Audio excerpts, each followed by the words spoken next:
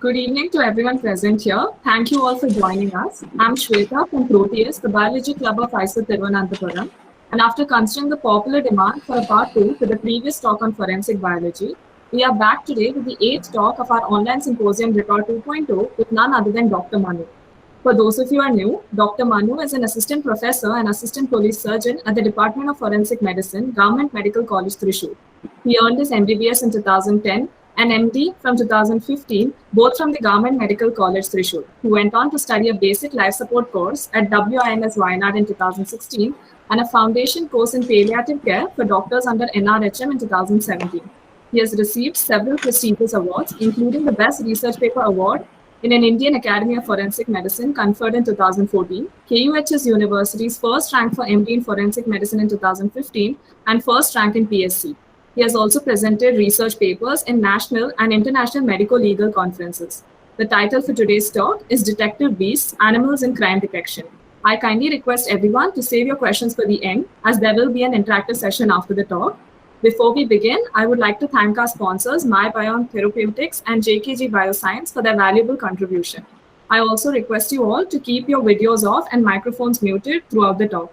So without further ado, let us hear from Dr. Manu. Over to you, sir.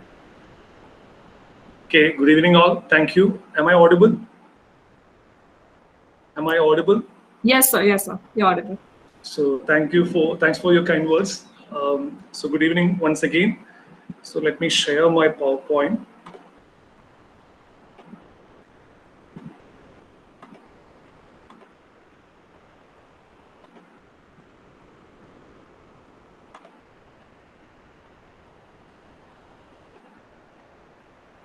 Can you visualize my slides? Can you see my slides? Yes, sir. It's visible. Okay. So once again, good evening and thank you for the rater or coordinators of the rater for inviting me for such a talk. So here today I will be dealing with the topic Detective Beasts, Animals for Crime Detection. As you all know, I'm a forensic police surgeon. So I used to take classes for police in the Kerala Police Academy. So during one class, when I went for a class, I could interact with the police peoples, and they shared that there is a state dog training school in the police academy. Then I went to the dog training school due to just for curiosity. And I was actually surprised to see the training school and the trainers and how dedicated they are. And I could share, they shared their experience with training exotic breeds and indigenous breeds. And this is the nutshell of this topic. During this sharing, I could understand that not much research and studies are taken on these breeds, on these beasts, on these animals for crime detection. I think I'm not saying that in abroad, many research papers are there, but in India, especially with indigenous breeds, not much research and standardization has not been taken place, and hence, in our part of world, using animals for crime detection is not that advanced. Actually, although our dog training school actually say that Kerala Dog Squad came into being in 1959, and in the state dog training school actually started in Kerala Police Academy in the year 2007. But then also the advancement, the research, etc., is taking place is very, very, very less. So my idea behind this presentation is to expose those raw areas, those untapped areas of research, so you people can contribute into it. Okay, so that is my idea behind this this presentation. So the experiences that I share is the experiences from the state dog training school, which is located in the Kerala Police Academy in Thrissur district of Kerala. Okay, so in Kerala Police Academy, it says that there's a provision for training about 100 dogs and about 200 trainers at a time. So such a planned, systematic training is given for both, not only for the dogs, but also for the trainers. Okay, so I will start my presentation. So these are the breeds the Kerala police have worked with. There are German Shepherd, Labrador Retriever, Doberman, Rottweiler, Beagle, Belgian Malinois, Golden Retriever, in which the best pick is the Belgian Malinois. You may be surprised to see the Beagle. It says that the Beagle has the best olfactory sensation among these exotic breeds. So they can sense the smell, they can sniff out many crimes. Although we commonly use this Rottweiler, Belgian Malinois, Labrador Retriever, commonly for all investigating purposes. So Kerala police have all these breeds. And recently, Kerala Police Academy, the State Dog Training School, they have trained many indigenous breeds. Let me ask you a question. How many Indian breeds have you heard of? There's a big list. This list is not exhaustive. There are many number of species which has been trained, not only trained, are there in India. And they have the indigenous breeds, which includes Bakkarwal dog, and this red, those names which has been typed in red are the indigenous breeds now used by Kerala police. That's why, especially on those areas of surveillance in which Maoist attack is anticipated. And for your information, all these dogs cannot be used throughout our country because the climatic condition is different. If you start with Bakkarwal dog, it's a dog which you can see in Jammu Kashmir and Himachal Pradesh, and these dogs cannot be used in Kerala and Tamil Nadu, especially during the summer days.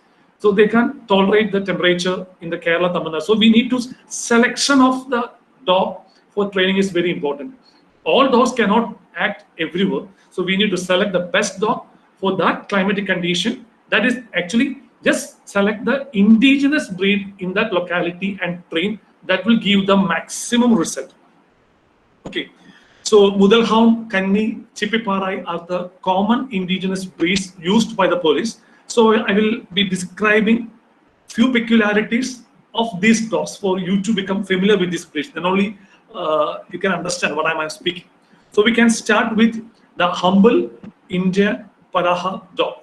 This dog actually is commonly seen in all parts of our country. All over in India, Pakistan, Bangladesh, Afghanistan, Sri Lanka. There is the main problem with the indigenous breed is that they don't have looks like German Shepherd, Rottweiler. When you see a Belgian Malinois, you people have some respect. But by seeing this Indian Para dog, nobody is going to respect it. It's having a very simple look, but you need to take into account their legacy. It says that the German Shepherd is having a legacy of just 400 to 500 years. Whereas this dog has a legacy of 4,000 to 5,000 years. A Para dog like skunk was discovered in the ancient Indian site of Mohenjo-daro. At that time, these dogs were there. So it has to be trained, but nobody used this dog for any detective purposes. These dogs are very intelligent, very easy to train, but they are independent thinkers. The main problem with all these Indian breeds, especially this dog, is that all these years they were survived along the forest areas, and there's a chance of attack from wild animals, and that's why they are very cautious. This nature is the reason for their distraction. On slightest of the noise or slightest of any movement, they'll be easily distracted. So this is, and the problem is there. It is because of their what do you say? It's a place. They are nurtured in that surroundings. So in order, if we want to train this species, we need to nurture from the early months of their life. And also it says that only if we train 2 or 3 generations, then only these dogs can roll out, can get away all this bad, its behavior. It is restless. These dogs have becomes very restless. On sides of noise, they will be very much disturbed. So in order to get over all these small things, they should be trained over years and even generations. So after 2 or 3 generations, it becomes, if you take into account of, for example, if you take Labrador Rottweiler or a German Shepherd, their ancestors are also trained. And hence, their concentration is very high when compared to indigenous breeds. But the problem with these dogs, our dogs, are that actually they are living in a surrounding in which they could expect attack from any universe. So they are very cautious, and so if any attacks are coming, so they will be very much distracted. So it says that if we train these dogs for 2 to 3 generations, right from their beginning, it can make the change in its behavior. And this dog has been recognized by Primitive and Aboriginal Dog Society in US. And in 2015, Kennel Club of India published a breed standard for the first time. So this dog is not that simple. Now coming, so much of diversity, so much of dogs are present. Like Balikutta is a dog which is owned by the Emperor Akbar. And Bakarwal dog, I spoke about this dog at the beginning. These dogs which we see in Jammu and Kashmir and Himachal Pradesh are used by the counter-insurgency operations. And coming to the Rajapalem dog, I will come to Rajapalem dog in the end of the session, so I'll explain more. And Indian Spitz, the Pomeranian, like there is a difference from Indian Spitz and the Pomeranian. That is, Indian Spitz, it looks like Pomeranian, but it's not Pomeranian. Pomeranian will be having a flatter face and a thicker hair. Thicker and dense hair distribution will be there. Whereas in case of Indian Spitz, they will be having a conical snout, and their bark sounds, everything is different, and their hair is not that dense because they doesn't need that thick and dense hair to survive in India. Okay, so Indian Spitz are the Pomeranian dogs, inverted commas, that we are breeding in our locality, and the exotic Pomeranian breeds are also available, can be seen also in India. And in order to protect the indigenous breed, many stamps has been published by the Indian government, and in our Prime Minister says that Atmanirbhar Bharat, that we should be self-sufficient by everything. So if only we use our indigenous breeds, we become self-sufficient. And there are many advantages also. I will explain in the subsequent slides. So this is the experience of the dog trainers in the State Dog Training School of Kerala Police Academy. You can see on the right side down, it is the dogs, indigenous dog variety. It's that batch. Actually, 2 to 3 batches were trained by the master trainer, and his name is Mr. Ramesh. I think he's also the in this presentation.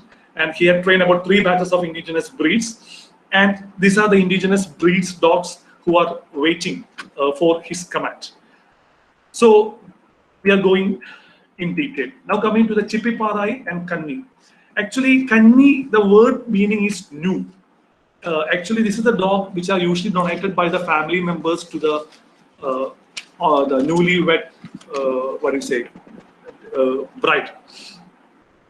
Then this Kanni refers to the black and tan and black and sable variety. Single color variety is the Chipiparai, and their origin is from the southern Tamil Nadu and was gifted to newlywed brides as their guardians. This is a guard dog, and it can run at a very fast speed, and it can hit the speed of 60 km per hour. Just think of the speed of Usain Bolt, the fastest man in the universe. It says that his average ground speed is 37 km per hour, and at the fastest of his running, he will hit about 44 kilometers. So these dogs can easily chase the fastest of the fastest person of the man in the universe. So their speed, average speed comes around 60 kilometers per hour. It's actually a guard dog. So this is a Chipiparai and Kanni. These dogs are used by our our military force, especially in those areas where that I told you that attacks of Maoist is expected. Now coming to Mudal Hound, Caravan Hound, Maratha Hound, or Pashmir Hound. It's again an indigenous variety. All Indian varieties are comparatively thin, and they will be having a small head. Because of this thin muscularity, the thing is their stamina, their speed will be high. But because of their thin head, smaller head, their jaw, opening is less, and the bite force is also less. So that is the general comparison.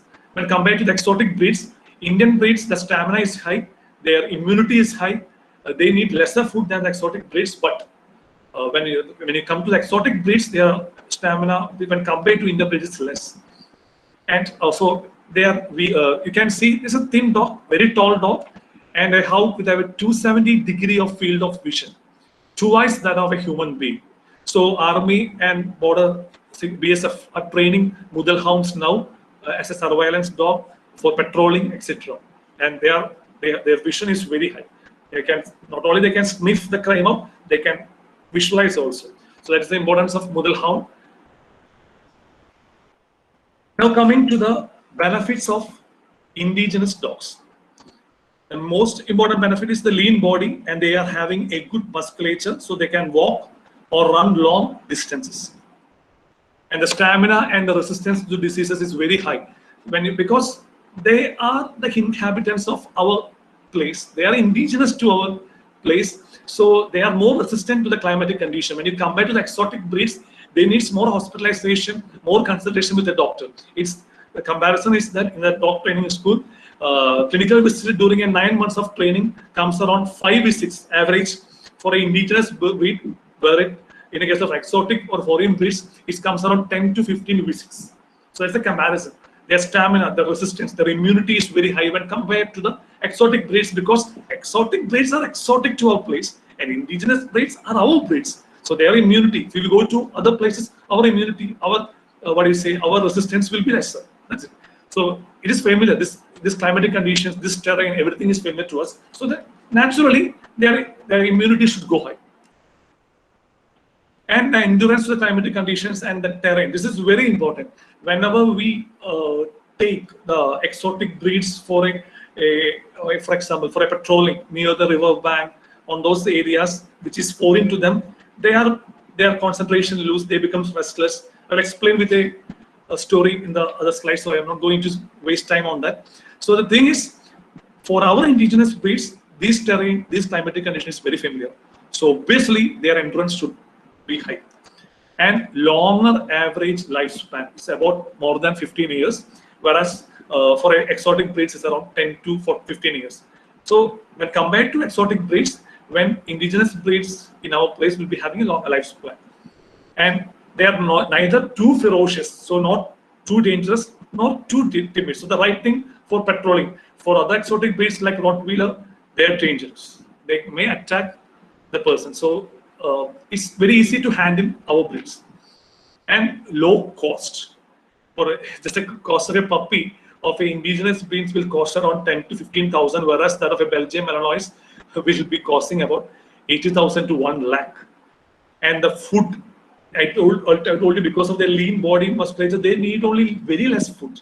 So 500 grams per day, whereas a Labrador Retriever needs a 700 grams per day food. So if you take a holistic day, for example, for growing up, for nurturing a exotic breed for 10 to 15 years, you can save, when you compare with that exotic breed, you can save about 5 to 6 lakh of rupees in growing up an indigenous breed, because of they need lesser amount of food, as well as their cost is very less, and they need lesser consultation from the doctor. So if you take everything in account, breeding and nurturing the indigenous breeds are always financially beneficial.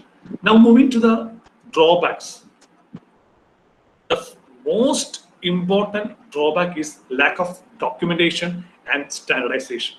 There is no standards, nothing regarding indigenous breeds. Now, some researches were going on, but nothing has been published in an article. I think indigenous breeds, very few researches are going on, and we are neglecting them. For example, if you take into the account of the military people and the police people, BSF people, are normally or naturally they are they are looking into the exotic breeds only.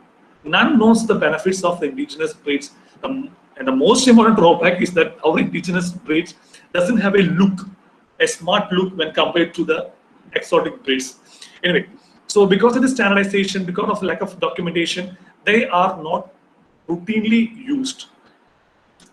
Again, low on enthusiasm, need effort to build this up.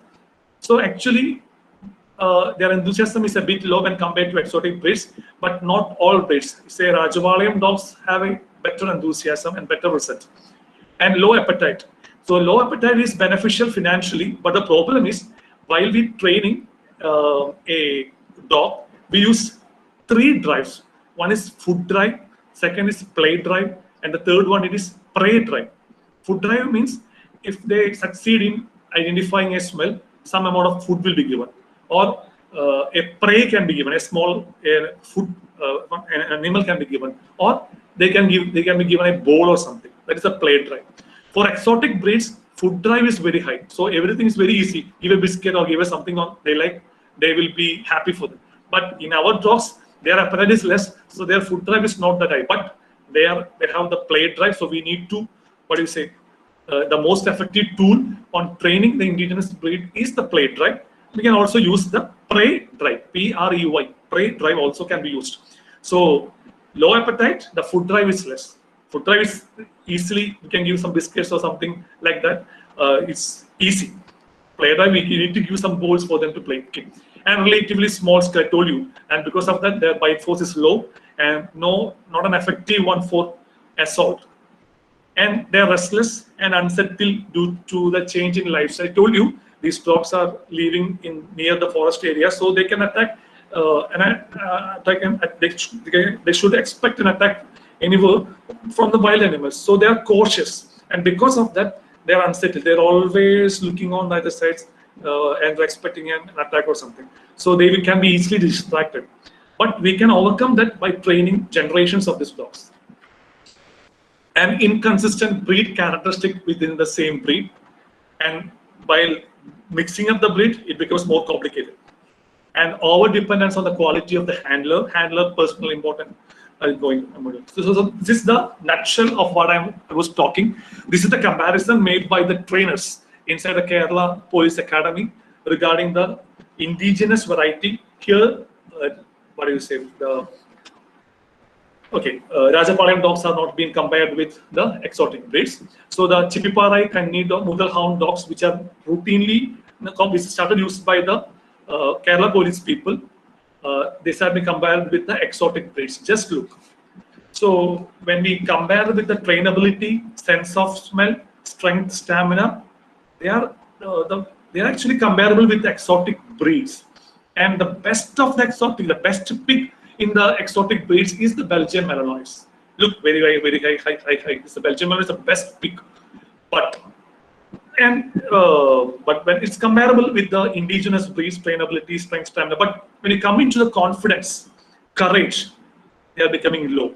But we can overcome them by training, nurturing them right from their beginning, and also for few generations, we can overcome this lack of confidence and lack of courage. And eager to please energy level is very high. That's comparable with exotic breeds. Except in the confidence and the courage, the indigenous breeds are comparable with the results of the foreign breeds. So that's the comparison. But I told you, even though the confidence is low, there is one indigenous breed which can compete with the Belgian Malinois, and it's none other than, I'll come to the next slide, it's the Rajapalayam dogs. Okay, on detecting explosive, on detecting narcotics, patrolling, assault, etc. This is another comparison. We can see that by using the patrolling, the Mughal hound, which is having a 270 degree of vision. It's a very best pick, and very loyal, very sincere, easily trainable. So for although our indigenous breed cannot be used for an assault, for patrolling, for detection narcotics, explosives, search and rescue, cadaver detection, their action and the result is comparable with an exotic breed. They can't be used for an assault because of their smaller head, except that their every other performance is comparable with an exotic breed. And you just take the, I told you, they just compare the beagle, although it doesn't look like a detective animal, their ability to sniff, they comes around 5, the best, excellent in detecting explosive and detecting narcotics. But when it comes to patrolling, assault and guarding, it's just 1. Again, search and rescue, cadaver detection, all detection by the smell, the beagle is the best. When it's better than that of the Belgian Malinois. When you compare everything in the exotic breeds, the best pick is the Belgian Malinois, and the best pick among the indigenous variety is none other than our Rajapalayam dog. This is the Rajapalayam dog. Now, actually, 1 or 2 batches of Rajapalayam dog has been trained in Kerala's Police Academy, and their their performance is comparable with the Belgian Malinois. And a few words regarding Belgian, Rajapalayam dog. Actually, these Rajapalayam dogs are hunting dogs. They actually hunt by the sight. They can track by the smell. This is their ability. They by sight and smell can be utilized. Their sight is good, and likewise their smell. Actually, these Rajapalayam dogs, actually they have been as a pet animal of a royal family Tamil Nadu, and the name of that royal family is known as Naikar family. So they are the pet dogs of Naikar family, a royal family. So when compared to other breeds, other indigenous breeds, they are not that much cautious because they were nurtured right for generations. Because it says that Rajapalayam dogs were taken part in the wars head by the Tipu Sultan, and these dogs were used to correct the track of the horse, or they will run faster than the horse. So they will bring back those horse which has been left from when coming back from from bar or from the forest. Some horse may lose their way and they be missed. So these dogs they will bring back those horses back to the kingdom, get back to the palace. So Rajapalayam dogs were used not only as the guard dogs in the Naikar family, they are being used for wars even by the Tipu Sultan. And another thing is that usually all dogs used to smell by sniffing the track, the ground. It says that Rajapalayam dog can sniff from the atmosphere by holding their head up. They can smell from the atmosphere. The smell of they can sniff the prey. Actually, it is a hunting dog. Or it's a hunting dog. So it is its average speed is 50 to 55 kilometers per hour. It can run very fastly, and its stamina is very high. It can run in any terrain, and while hunting, they can be relentless pursuers that are not intimidated by the complex terrain or water bodies. And after finding their prey, the dogs take it down and bring back to the handler. And if the dog is unable to bring down the prey, it injures the prey and corners it, and the target and corners the target till the handler come. They can get into that prey. So these dogs can attack not only by alone. It can it can hunt in packs also, and also along with the owner also it can go for a hunting. So when compared to the performance of Belgian Malinois, Rajapalayam dog equals to it, and it's white in color. It's having a pleasing look. It is having some amount of when compared to the Mudal Hound, it says that Rajapalayam dog's jaw is a bit larger, head is bit larger, so the bite force is high.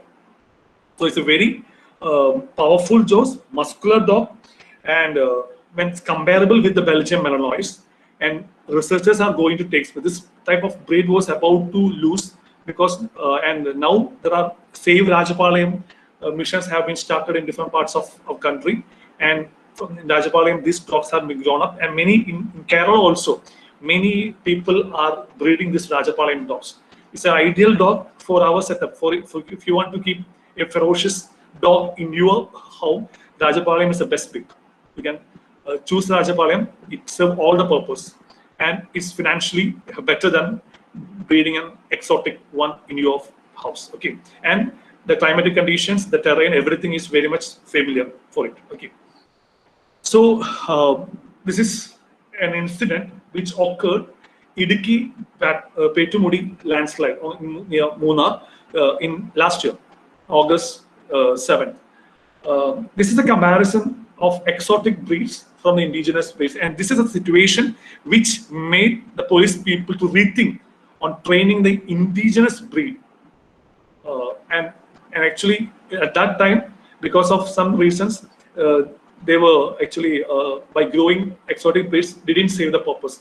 So as you all know, I'm not going into this disaster. It's the landslide occurred in Idukki district in last year August following the heavy rainfall, and this is the landslide area, and this is the Ramesh, Mr. Ramesh, the master trainer in Kerala Police Academy in the state dog training school, and you can see the landslide area, and they brought 2 dogs from Thrissur to Idukki for identifying the cadaver, because there are actually it's a place where many people, it's a Kannandevan estate. You can see here, this is the Kannandevan tea estate, and in this area many people were living with their family, and the landslide occurred and many family houses went under the mud.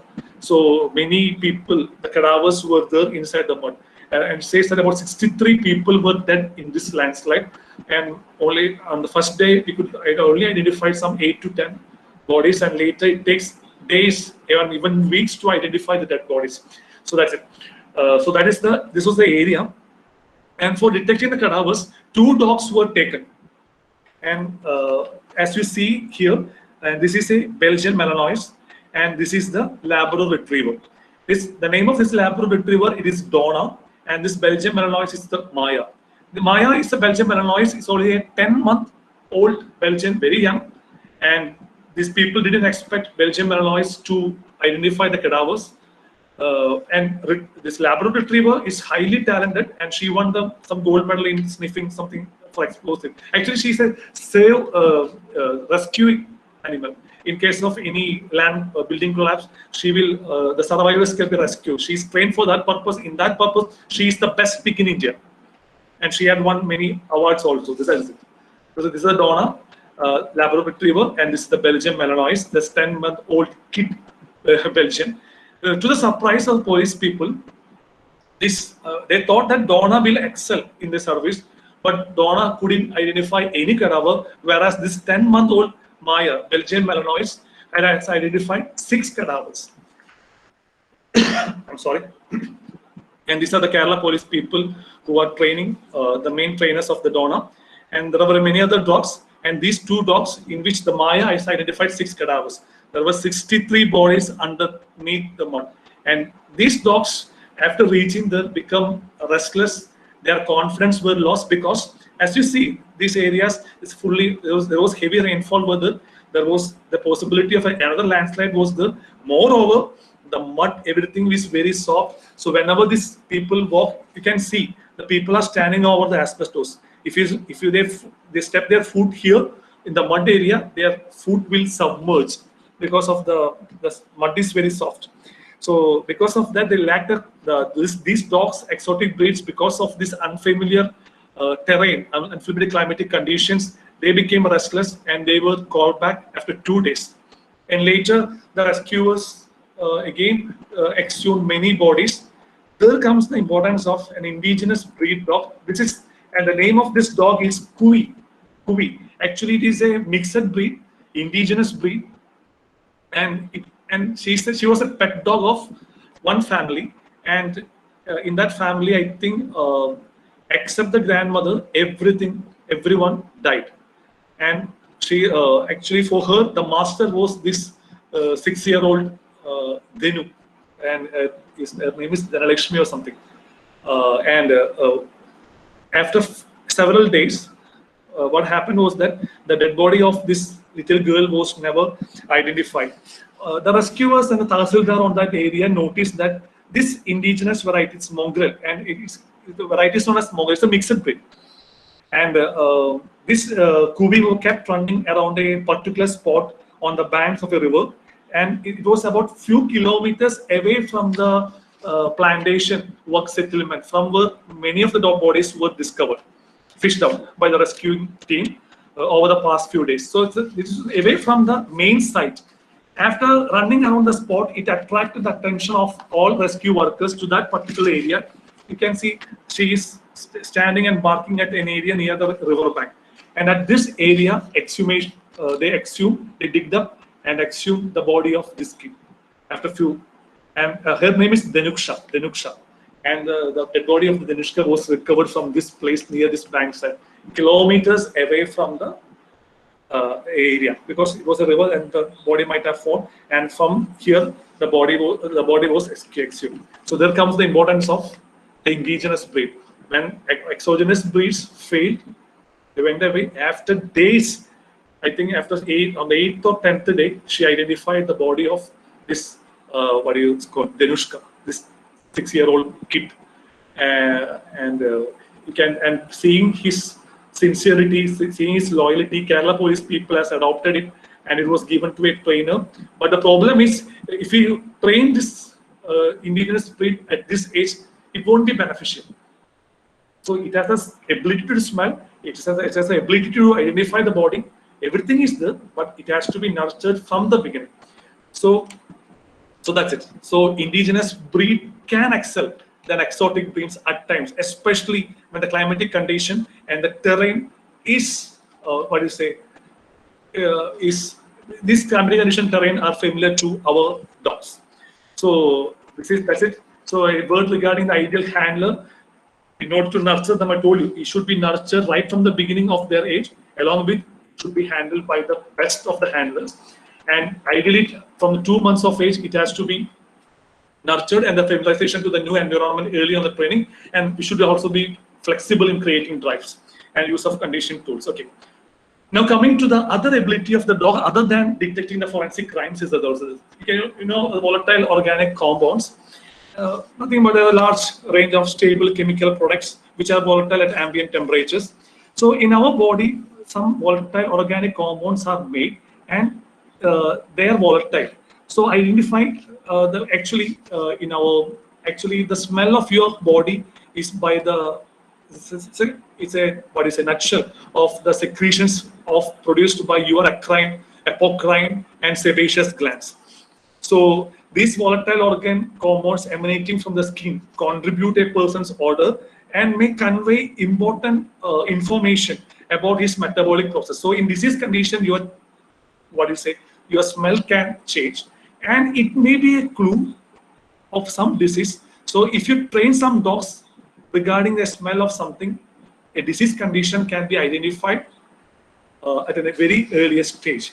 There are umpteen number of studies have been conducted on this aspect. On the lower half of the slide, you can see the references for this.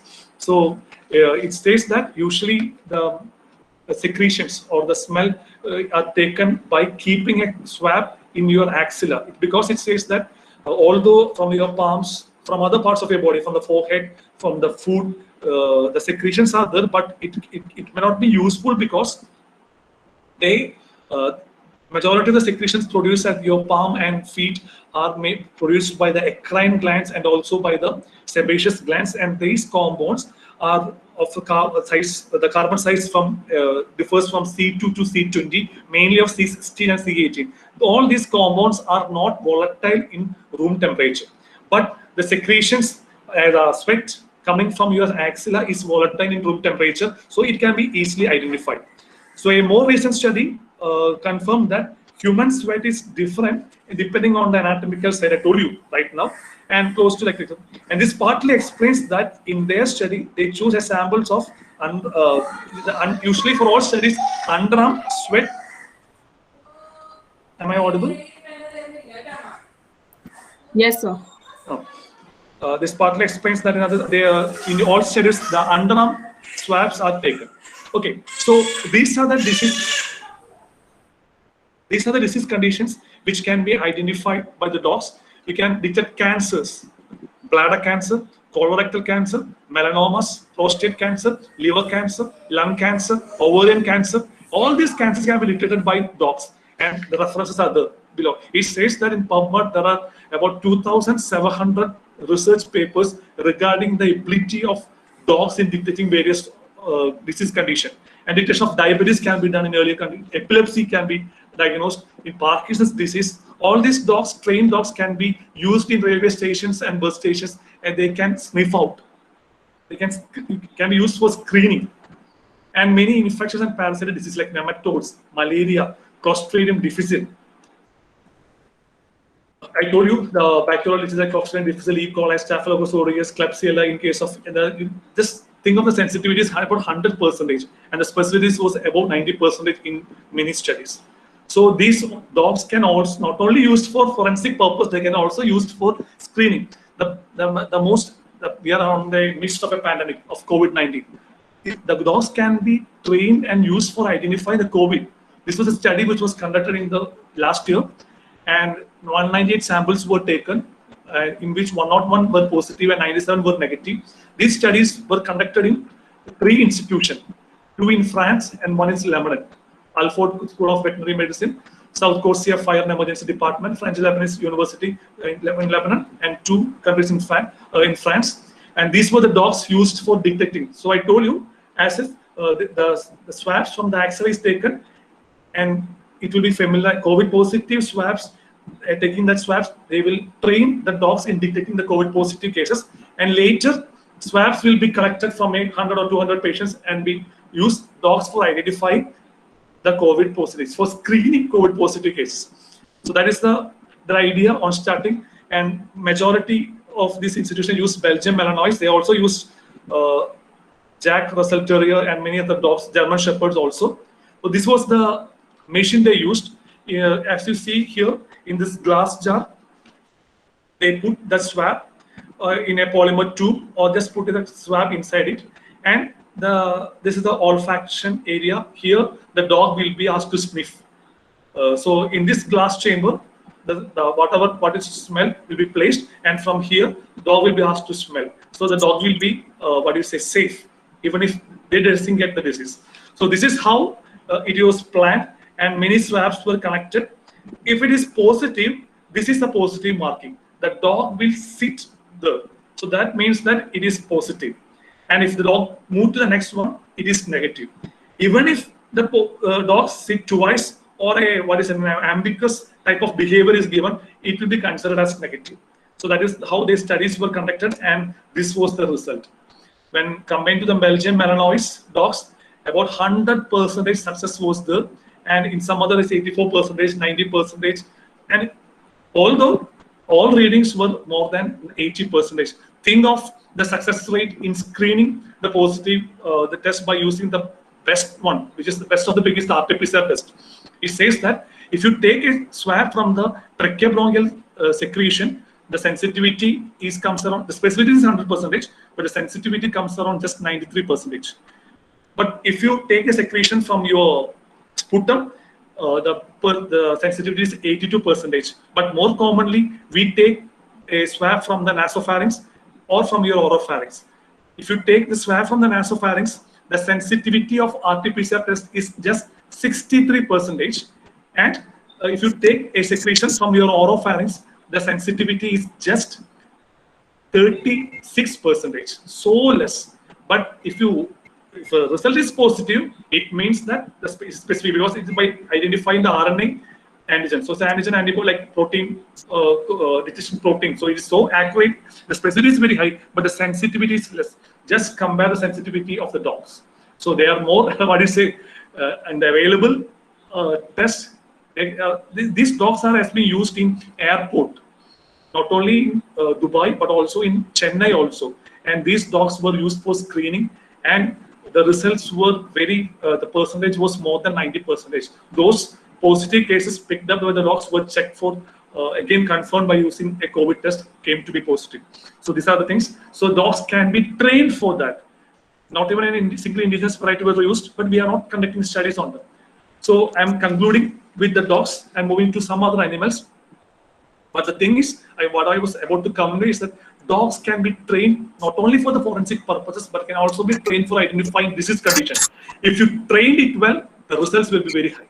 And if you train an indigenous variety, it's not only financially beneficial, it will help you in all conditions. So better research, everything has to be conducted, better standardization has to be made, then only our thoughts will come into it will be help. Okay, fine. Now moving to cats. Do you think cats are good detectives? I think it's not. Cats are not very good detectives, because cats are very restless. They will lack concentration. They will be losing their concentration on slightest of any movement. But I need to point out a case. The case it occurred some few years back. A dead body was found lying in a paddy field. This paddy field is in the backyard of a house owned by a golden merchant. So the backyard of a house, there is a paddy field in which a dead body was identified.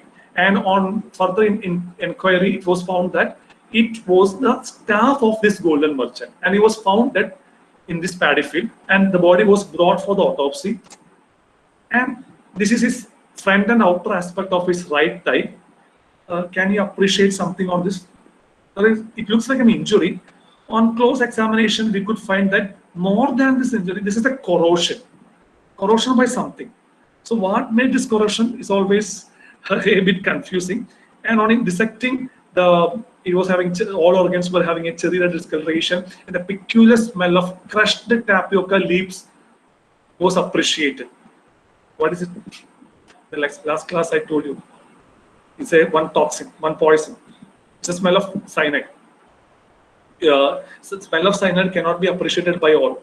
The smell is inherited X-linked recessive trait. So what happens is that if there's a number of 10 people appreciate the smell, only 2 or 3 will succeed in appreciating. That's the condition of human beings. So I am lucky to appreciate this smell. So actually, the smell of crushed tapioca leaves is a smell of bitter almond, because all these things contains cyanide in a glycoside, which is known as cyanide. Glycoside is there, and it has a smell. So that's it. So we could appreciate the smell of cyanide, but we don't know from where the smell of cyanide was absent inside the stomach. So later on, we took his dress for just for examination. On examining, it was found that all these dress were drenched in water. And on examining his right pocket, we could identify there was a paper which was wet, and it contained white colored some powdery substance, and we didn't touch much, and all these things were taken and sent for chemical examination. Later on, it came out it was highly positive for cyanide. So it was sure that some amount of cyanide was there inside his pocket, and it was wrapped in paper. So so we told the investigating officer that the possibility of intoxication, poisoning is there, cyanide poisoning is there, but the mode of entry is not through the mouth, it is through the skin. This is a case of an accidental poisoning by cyanide because of this wetness.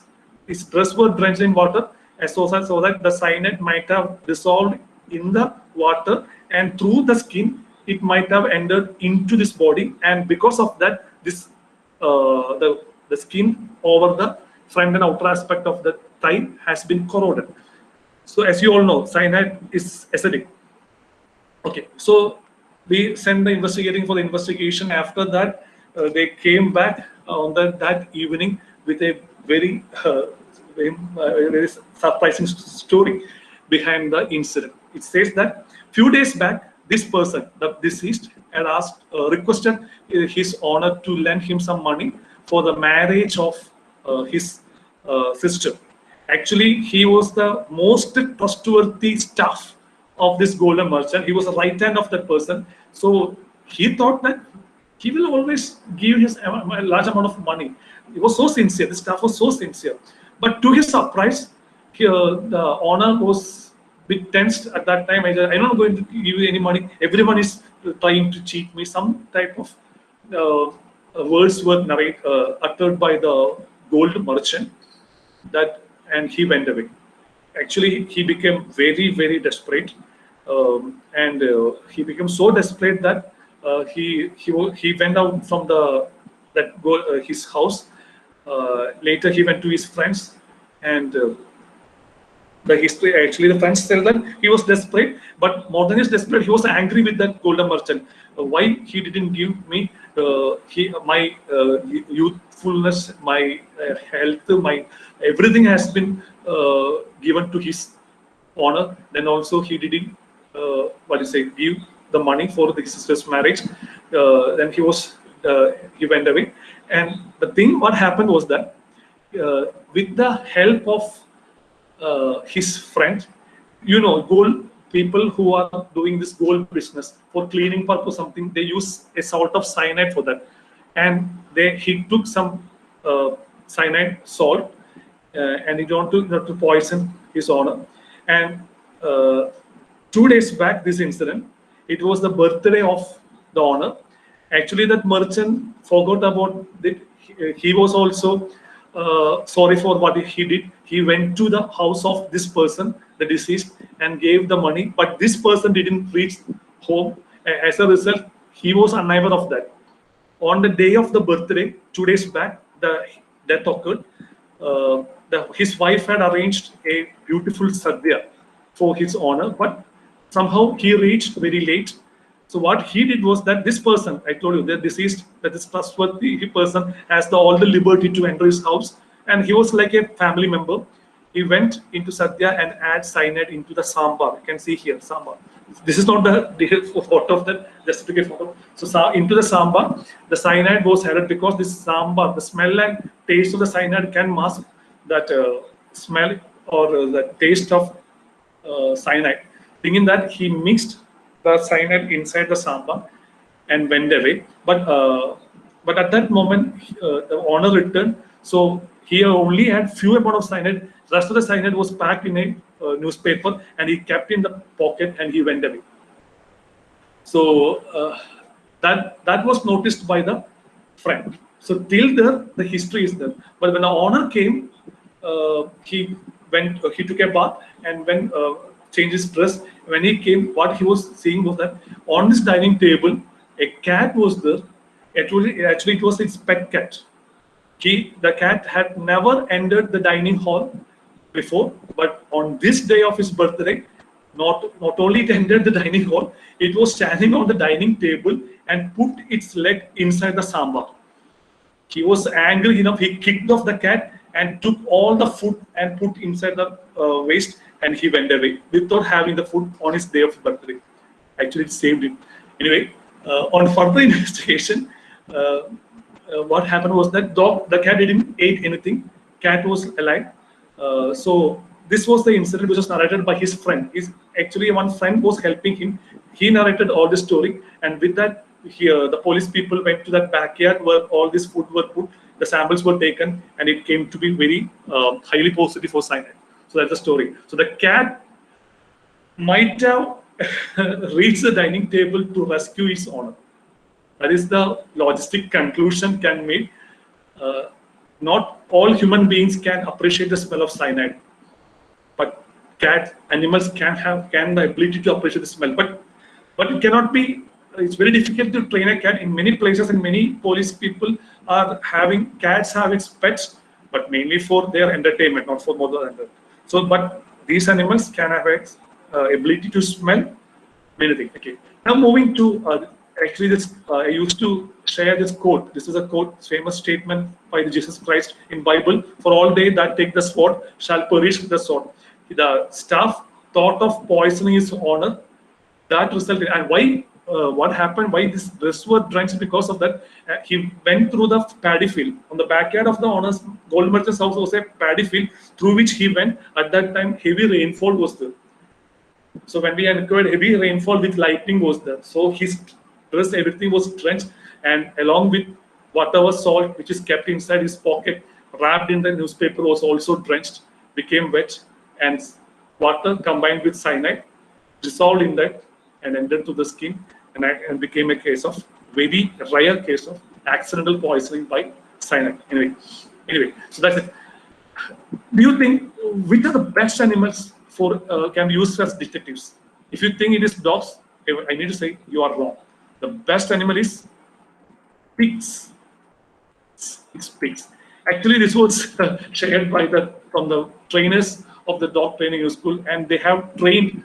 They got 2 pigs for training, but very unfortunately, what happened was that the inspector who is in charge of the academy, the dog training school, was a religious person who believes that even touching the pigs is a taboo. So he took away all the pigs and everything. The training was closed. So in many parts of outside India, the pigs are used as a pet. And the thing is, they are very intelligent. It says that pigs are the 4th most intelligent creature in the universe. The first being human being, second being primates, third being whales and dolphins. The 4th one is the pigs.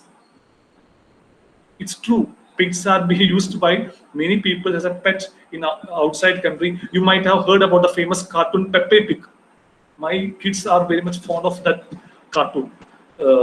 Pigs are being used as, and they are very affectionate. They are non-allergenic. Unlike dogs, their skin is non-allergenic to human beings.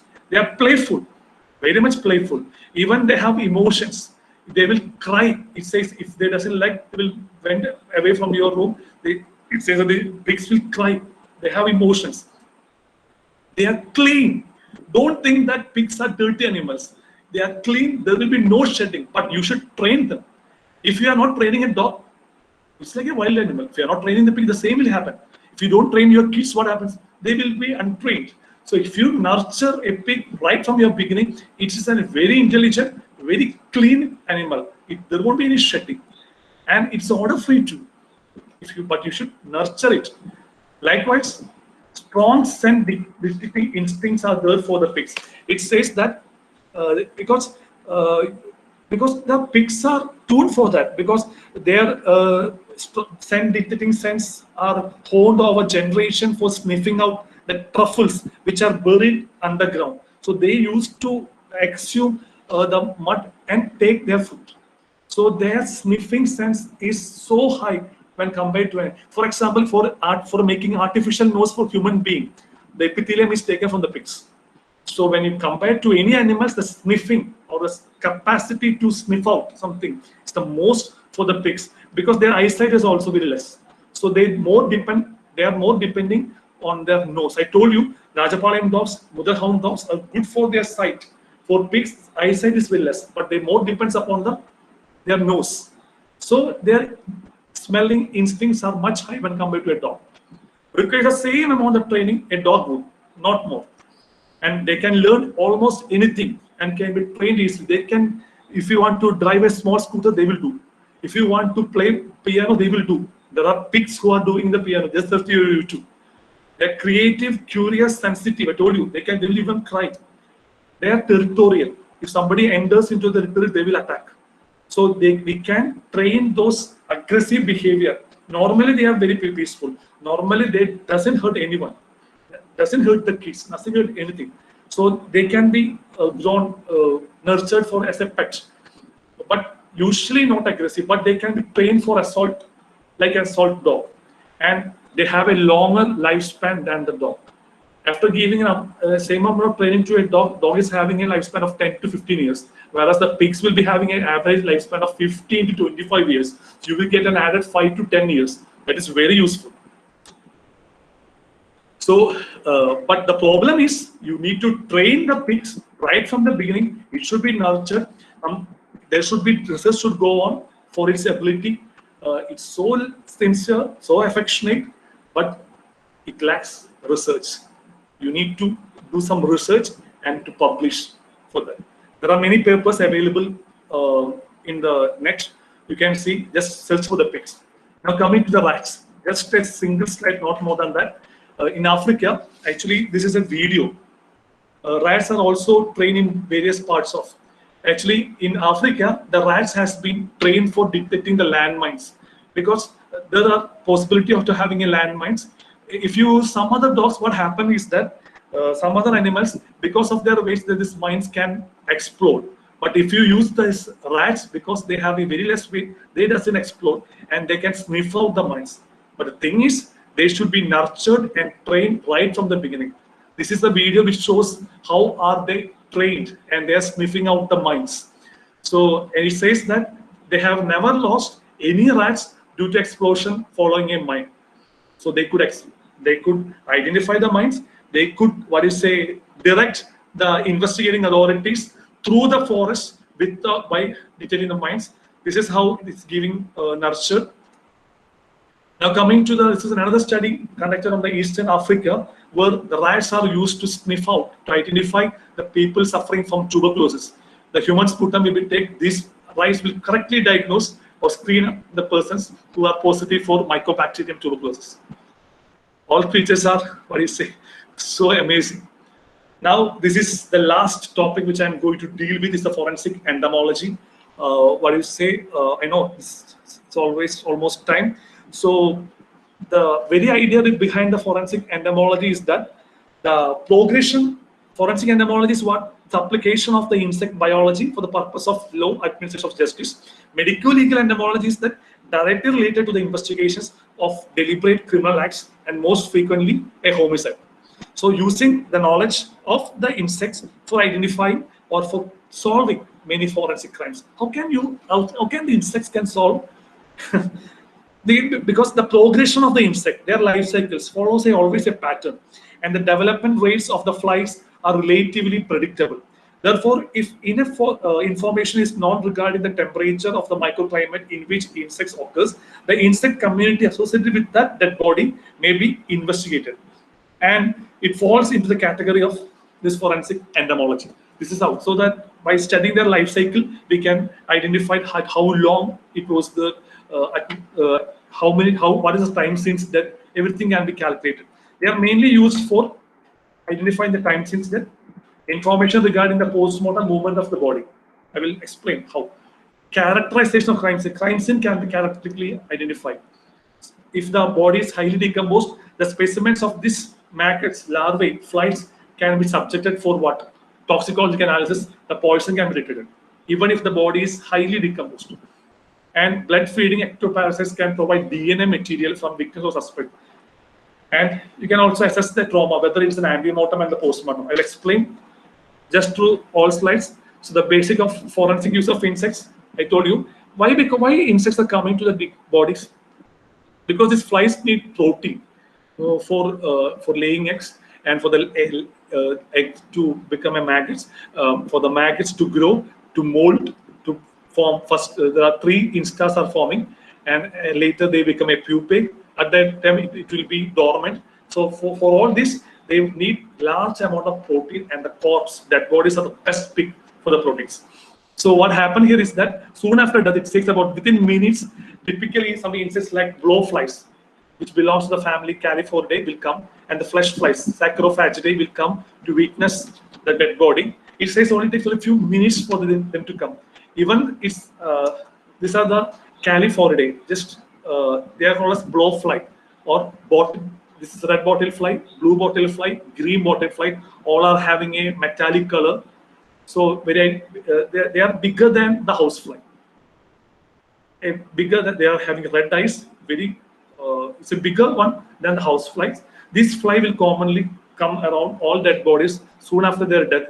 Even before, it says that there is a myth regarding green bottle fly that these flies will increase in number near if a person is about to die. So presence of green bottle fly indicates that the person is going to die within few days. So all means anyway, soon after death, these people will come and they lay their eggs. This is a close-up shot of the eyes. They are having compound eyes of a bottle fly. This is the flesh fly. When compared with the bottle fly, they are not having a metallic color. They are having dark and gray stripes. This is the Saccharophagidae family, it's a flesh fly. These are the first thing to come, and the female will come to the dead body. They will lay eggs. They will lay eggs in clusters. So the moment they come, the biological clock will start, and the clock will be stopped when the discovery of the body by the people. So and when they are handled by men. So the time period after death can be calculated. This is the green bottle fly laying his egg. Always they lays egg in clusters. This is how it eggs looks like, white or oval in color, oval shape. So what happens is that a female adult fly lays eggs within 8 to 24 hours. It becomes a larvae, and this larvae undergoes molting by usually 3 times during its life cycle. Molting means they will shed the exoskeleton, and they become, after shedding the first exoskeleton, it's known as first instar. Then again they molt to form second instar, and after third instar, they will move away from the cadaver, the dead body or the corpse, and forms the pupae. Where from the pupae they break the pupae exoskeleton and comes out as a fly. So this is the cycle. So by examining the larvae or examining the eggs, everything, we can identify how much time period has lapsed. So once maggot has reached its maturity, it ceases feeding and moves away from the body. I told you, forms the pupa. During the inactive stage, the larval tissue are reorganized to produce adult fly, and different species of insects have been shown to develop at different rates. So it has to be specified. And if you found that it's a green bottle fly, so much days are required for a fly to lay its eggs and for eggs to become a pupa. So if a pupa is seen, so this much days has to be there. So the time since death can be calculated. And after a few days, what happens? The body will become bloated up. smell will come out. At that point, the housefly will come and lay its eggs. This is a photograph showing a housefly with its eggs, larvae, maggot, and its pupa. So this time period is estimate of minimum period of time since death. It's only estimate of a period. It starts from the fly reaches. So at what time the fly reaches the body, we cannot. As usually, it takes only few minutes. And factors such as wrapping on the body, concealment or repellent substance on the body, poisoning, etc., can delay the invasion of the body. So these are the 4 characteristic features insects comes. I will fastly move this. First one I told you, this Calliphoridae and flesh fly and bottle fly, along with beetles come. They are known as necrophages. They eat dead bodies. Then comes the parasites and the predators. They are sometimes these necrophages will become a fly and becomes the parasites and predators only. And there are many other predators are also available. Then comes the omnivores. Omnivores not only feed the dead body, they also feed those flies and maggots over the dead body. There are many organisms like that. They're associated insects. And at last comes the adventives. They have no real relationship with the dead body, but the extension of their normal habitat. Spiders, centipedes, columbola, mites, etc. Many species are coming. So this is the category. This is a time at which various organisms will come. The first fly is always the first insect to come. Usually is the ant, if present, and the first fly to come. It is usually the blowflies and all the flesh flies. I'm not going into this details. So we have, if for green bottle fly or a fresh fly to hatch its eggs, becomes larva, we have the time period so that we can calculate. So the life cycle completes by 10 to 14 days. So we can, by examining the larvae, by looking their spiracles, we can age them. We can know how long it was survived, etc. can be done. So time since death can be calculated. So this is what, so from the, during the corpse, we need to take the maggots along with the pupa, everything has to be taken, and this is the formula for calculating the time since death. I'm not going into details. Second one is the movement of the corpse. Very simple. If you take the dead body from one area to another area, that's a trend now. Killing someone in one area, cutting into pieces, and taking each pieces and put on different locations. So if it is movement, the bacteria, the flies which is seen in one area may not be visible in some other areas. This is known as characterization of crime scene. There are many cases solved like that. One tromboculite, one type of mite which is only seen in one part of USA, and that mite was identified in some other place on a dead body. So they gave a clue that this person might have killed on the other area, and from investigation was done, and the person was identified. This is a bloated up. Beware with these pictures. I'm a forensic medicine person, so you need to exercise some pictures like this from hereafter. So this is a decomposed body. The whole the skin is lost. You can see numerous maggots over this. In the maggots, we cannot differentiate it from the blue bottle, green bottle, but we need to do forensic entomologist has to do microscopy. Then only we can know from which fly this maggot has arrived, or this maggots will be given some flesh, and we will wait till they become a fly. Then we will identify it's a blue bottle fly. Then retrospectively we will calculate the time. This is the crime scene characterization. I told you a larval tromboculide, which was indigenous to one place, was identified in some other location where it was not indigenous. So we get a clue that this person might have killed in some other place, from the other place which is indigenous to this organism, and the crime was solved. If body is highly decomposed, only bone is there. Not many poison can be detected in the bone. The flesh, everything is decomposed, very difficult. Then we can use the larvae which is growing, just take the specimen from their gut and also from their flesh, we can identify the poison. This is one case in which what happened was that this person was died. On examining his mouth, can you identify, say, violet sand-like particles? This is furidan. It's a poison. Along with white particles, can you appreciate few insects inside the mouth? I've given another close-up. So these are many of these insects were dead. Furidan is an odorless poison. So these insects might have laid eggs. You can see the eggs here. These are the eggs. Also, you can see cluster of eggs inside. This is one fly. This is the green bottle fly, and this fly couldn't fly because of the intoxication. So, and we can also see many dead flies. So, if the body is heavily decomposed, also, if you take these flies and search, you can identify the poison. This is another highly decomposed body. You can see everything, eyes, everything has been lost. Sorry for the picture. This is the case of hanging. The person, this is the pressure operation over his neck. On examination, can you see the larvae is not that coarse? You can see only individual larvae, and their mobility was also very less. So we were surprising why this mobility was so less. Then on examining the stomach, we could identify violet, crisp, sand-like thing that is a fluoride. In all other poisoning, we won't see larvae because of this intense smell, these flies won't lay the eggs.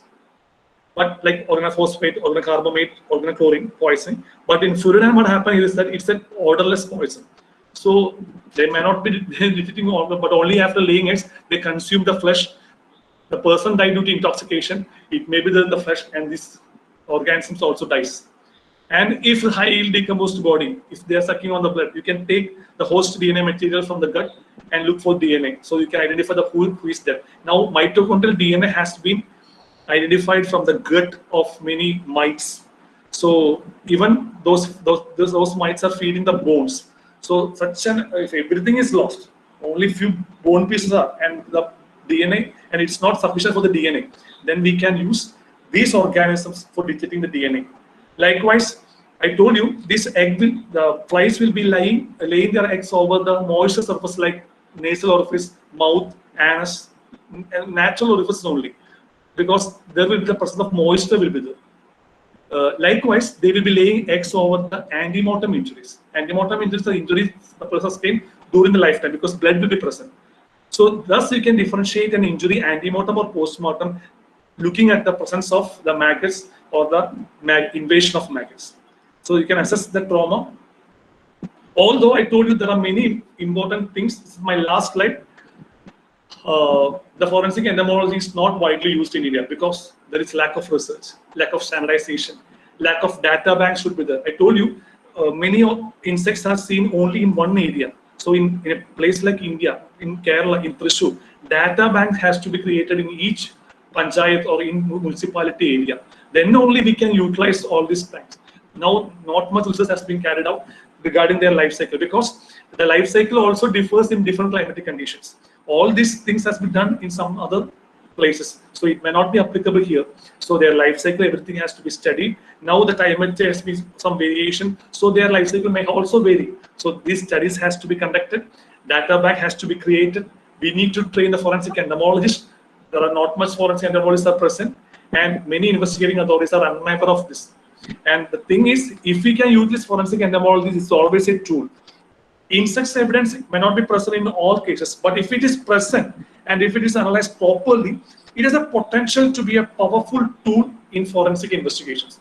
So, in many clueless case becomes can be solved if you can utilize this technology. But researches has to be taken, especially in India, especially in our part of the country. So you people, these are my references. You need, we are welcome to the Kerala Police Academy. If you want to do some researches in this site, on dogs, now the pigs are not available in Police Academy, and if you can start even, that is also is good. And I told you, this person was the person who shared his experience from the Police Academy, and this is his phone number. If somebody is interested in doing some research in dogs, you can easily call him. He can give you better advice. He's a sub inspector, and he's a master dog trainer. Now also in the state dog training school. So thank you for listening to me.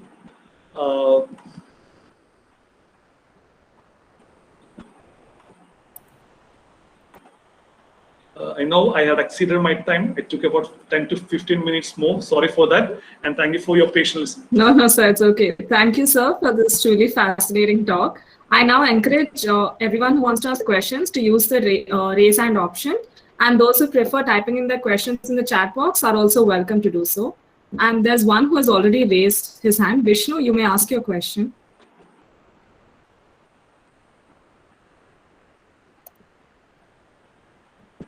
Vishnu? Okay, I think he is not raised. Anyone has any questions?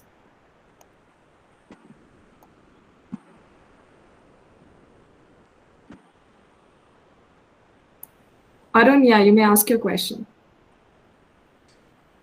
Okay, good evening. So, I have a very simple question. So, from your talk, I understand that this species like Rajapalayam, they are good alternatives to many of the foreign breeds like Labrador or Belgian Malinois. So, what I would like to ask is how good they are as pet dogs. For instance, traditionally they have been bred as hunting dogs. So, how good is their temperament, particularly with kids? So, this is what I Its temperament is ideal for a pet dog. Although they are used for what do you say, hunting dogs, it has been routinely. I told you, if you take their history, they has been bred by a famous family, a royal family, Naikar family, and it says that whenever a bride is given from their family to someone, they will give a Rajapalayam dog, and it acts as the guard dog for this female. So it's an ideal guard dog too.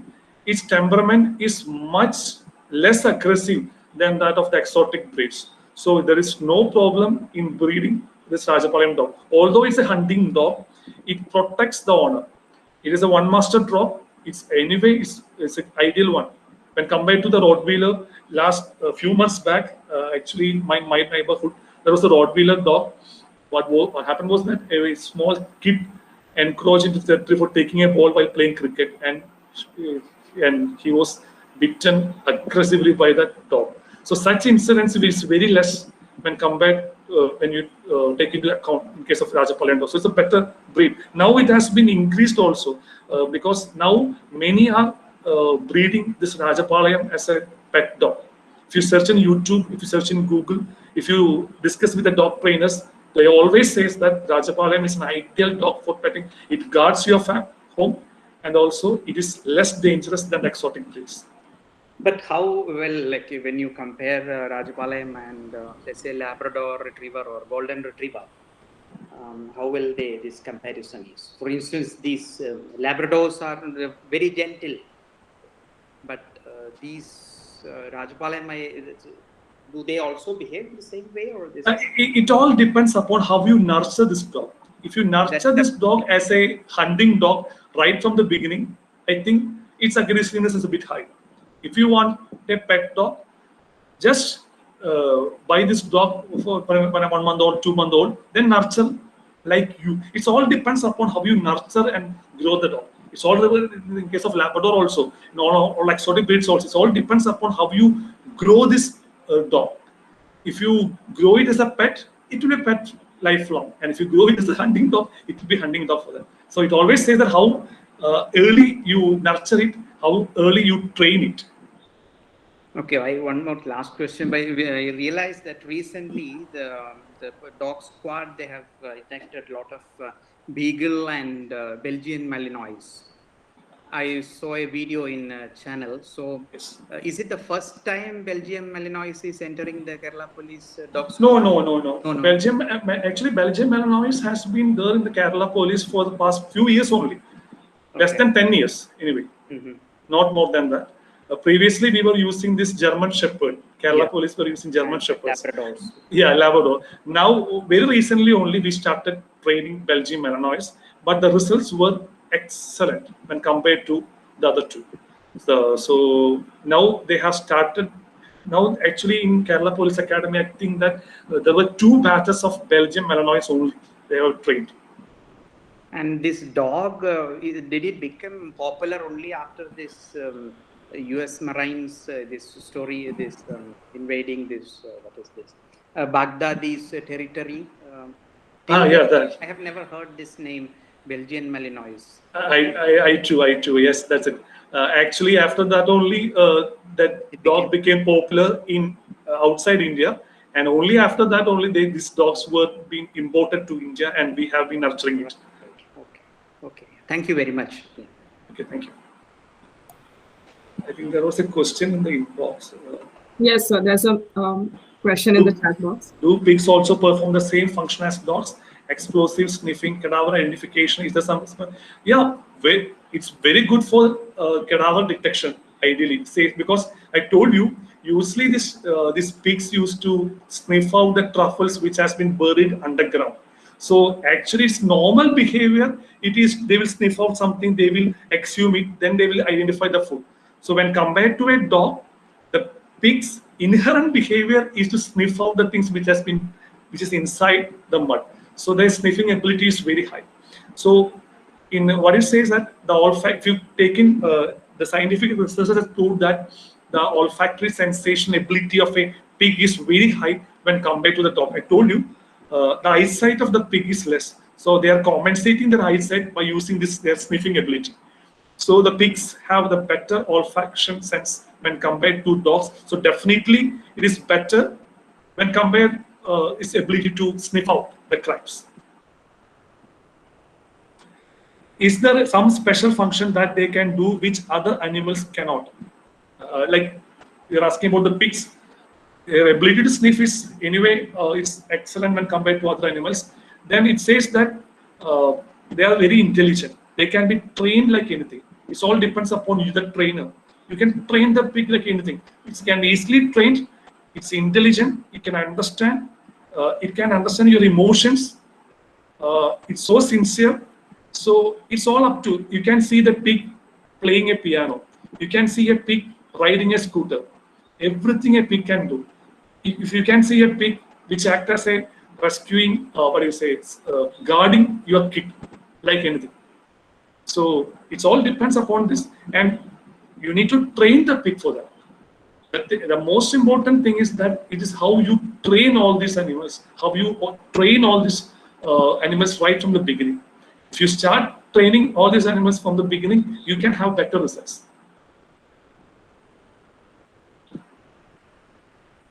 Welcome. Are there any more questions? Okay, no one's raising their hands. So with this, we come to an end. I would like to thank Dr. Manu and everyone present here for making this talk a great success. I would also like to thank our sponsors once again and our faculty advisor, Dr. Sadananda, and the School of Biology for providing us with their continued guidance and support. We look forward to seeing you all tomorrow for the last talk by Professor M.K. Matthew at 4:30. Thank you.